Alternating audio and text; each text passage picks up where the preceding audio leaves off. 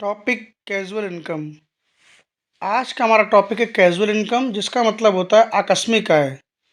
आकस्मिक आय मतलब क्या है कि जो हमें रेगुलर नहीं प्राप्त होती, अचानक मिल जाए। मतलब रेगुलर इंटरवल्स पे इनकम नहीं होती है, कभी कभी हो जाती है। और ये इनकम जो है वो टैक्सेबल है स्पेशल रेट से। ठीक है। इंपॉर्टेंट पॉइंट्स क्या है इसमें कि कोई भी बेसिक एजम्पशन लिमिट जो है वो इस इनकम के अगेंस्ट अलाउ नहीं की जाती। No basic exemption limit is allowed against this income. क्योंकि ये स्पेशल रेट से टैक्सेबल होती है, इसलिए यहाँ पर बेसिक एग्जम्पशन लिमिट इस इनकम के अगेंस्ट में नहीं मिलती है। दूसरी बात क्या है, जो डिडक्शन अंडर चैप्टर 6 से है, इसमें कि सेक्शन 80C से 80U की डिडक्शंस हैं। कोई भी डिडक्शन कैजुअल इनकम के अगेंस्ट में अलाउ नहीं की जाती है। थर्ड पॉइंट है, जो रिबेट होती है अंडर सेक्शन 87A की, वो जरूर अलाउ की जाती है कैजुअल इनकम के अगेंस्ट में। यानी कि rebate under section 87A is allowed against casual income. अब एक फोर्थ पॉइंट है कि कैजुअल इनकम क्या ग्रॉस टोटल इनकम का पार्ट होती है कि टोटल इनकम का पार्ट होती है कि दोनों का पार्ट होती है।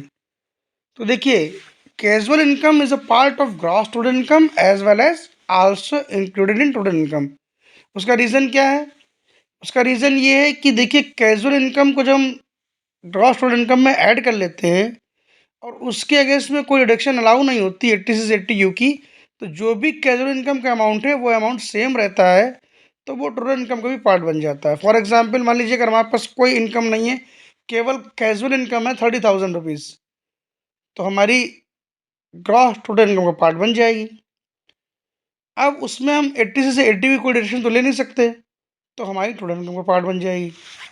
ठीक है, तो इसलिए जो कैजुअल इनकम है वो ग्रॉस टोटल इनकम और टोटल इनकम दोनों का पार्ट होती है। तो बहुत इंपॉर्टेंट है कैजुअल इनकम। इसके बारे में जितने भी इंपॉर्टेंट पॉइंट हैं वो आपने समझ लिए। इसका एग्जाम्पल देख लेते हैं क्या है। इसके एग्जाम्पल में क्रॉस वर्ड पजल आती है, हॉर्स रेस आती है, विनिंग फ्रॉम लॉटरीज आती हैं। ठीक है, तो स्पेसिफिकली ये कैजुअल इनकम्स हैं।